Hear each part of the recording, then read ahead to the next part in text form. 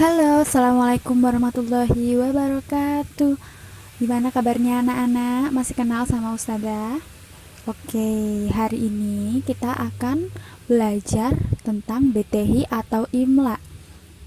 Sebelum kita melangkah ke pelajaran, Ustazah akan menjelaskan apa itu BTH atau IMLA. Sepertinya kalian juga masih asing tentang apa sih IMLA itu.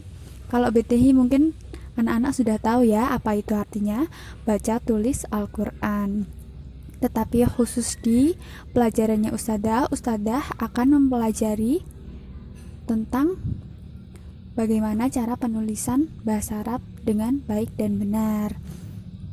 Untuk imlak sendiri, imla yaitu artinya adalah dikte. Jadi itu nanti pelajarannya Ustazah akan mendikte kalian suatu kata atau kalimat bahasa Arab dan kalian menuliskannya. Nanti setelah itu kita akan membahas bersama-sama di mana letak kesalahan penulisan bahasa Arab kalian, seperti itu. Jadi di sini kita juga mempelajari bagaimana sih menulis Arab dengan baik dan benar. Baik, besok kita bakalan praktek sedikit-sedikit ya, agar kalian langsung mengerti apa itu pelajaran imla. Dan untuk hari ini kita akan mempelajari huruf hijaiyah terlebih dahulu. Ustazah sudah tahu, pasti kalian juga sudah paham apa itu huruf hijaiyah, A sampai Ya, pastinya sudah paham dong. Jika kalian sudah paham, maka hari ini kita akan membahas tentang huruf hijaiyah sambung. Mana sih huruf hijaiyah yang bisa disambung dan tidak bisa disambung? Lalu bagaimana cara menyambungnya? Bagaimana cara menyambung huruf alif di awal, di tengah, dan di akhir? Kita akan pelajari bersama-sama ya. Oke.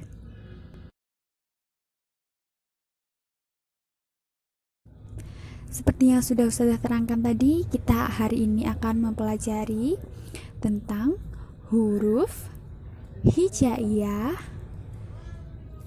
sambung. Oke. Untuk huruf yang pertama yaitu huruf alif. Bagaimana cara menyambung huruf alif di awal?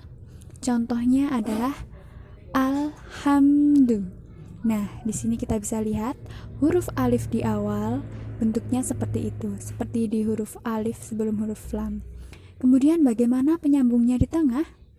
Menyambungnya di tengah, contohnya sailu.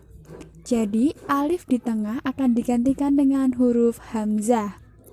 Seperti itu ya, sudah paham?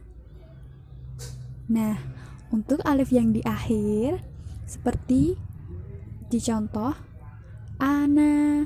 Nah, ini ana di sini ada dua alif. Alif yang pertama yaitu di awal, kemudian yang di akhir disambung dengan huruf nun. Oke. Lalu huruf ba. Huruf ba jika diletakkan di awal, contoh balighu. Balighu. Nah, itu ada huruf ba di awal ya. Seperti itu contohnya. Kemudian yang di tengah contohnya subhana. Oke, kita lihat dulu penulisannya subhana.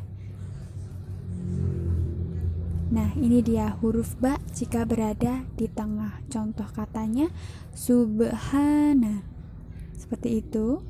Bisa ya menulisnya? Bisa kalian tulis di buku kalian sekalian menonton penjelasan dari Ustazah. Kemudian jika huruf ba berada di akhir bagaimana? Seperti di contoh kasaba. Ba di akhir. Nah, bisa kita lihat ba di akhir ternyata penulisannya sama dengan ba yang berdiri sendiri ya. Tuh, sama. Paham kan? Nah, selanjutnya yaitu huruf ta. Di sini huruf ta contoh jika berada di awal katanya yaitu taskunu. Contohnya taskunu. Ini kalian bisa lihat di Al-Qur'an juga biasanya juga banyak ya.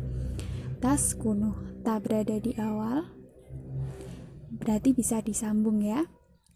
Kemudian jika berada di tengah, apakah bisa disambung? Tentunya bisa.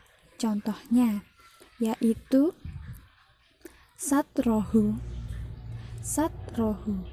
Nah, ta berada di antara huruf sa dan huruf ro. Dan jika berada di akhir, contoh katanya yaitu kasabats. Nah, kasabats. Sama ya, ternyata ta sama ba ternyata jika berada di akhir memiliki penulisan yang sama dengan ta yang berdiri sendiri. Nah, itu ta yang ada di tengah, kemudian ini ta yang berada di akhir. Huruf selanjutnya huruf tha. Tha yang berada di awal yaitu samarun. Samarun. Nah, ini dia, samarun. Lalu, yang berada di tengah, contohnya mithlu. Mithlu. Nah, tha berada di antara huruf mim dan huruf la. Berarti tha berada di tengah kata. Kemudian yang berada di akhir, contohnya, nah itu hadisu, hadisu, hadisu. Sa berada di akhir kata.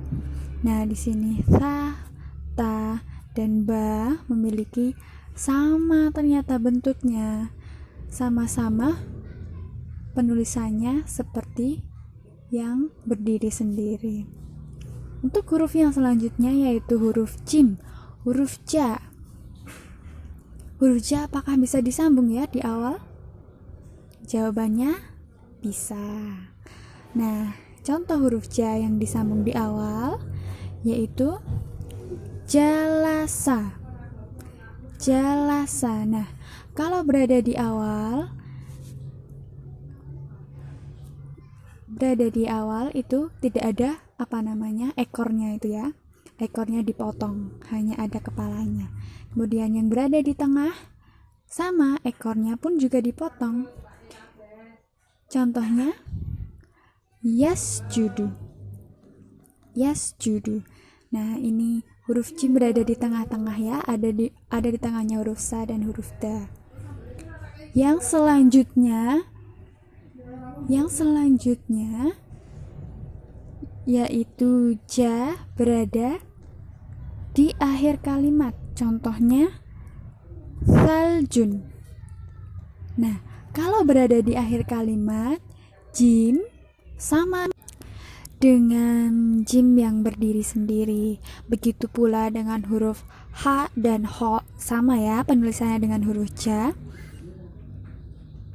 Nah, untuk huruf dal sampai huruf ya kita akan pelajari di minggu depan. Oke, untuk minggu ini kita sampai huruf alif sampai huruf ho ya. Alif, ba, ta, tha, jim, ha, ho. Oke. Untuk hari ini terima kasih telah mengikuti pelajarannya Ustadzah April. Syukron katsiron. Wassalamualaikum warahmatullahi wabarakatuh.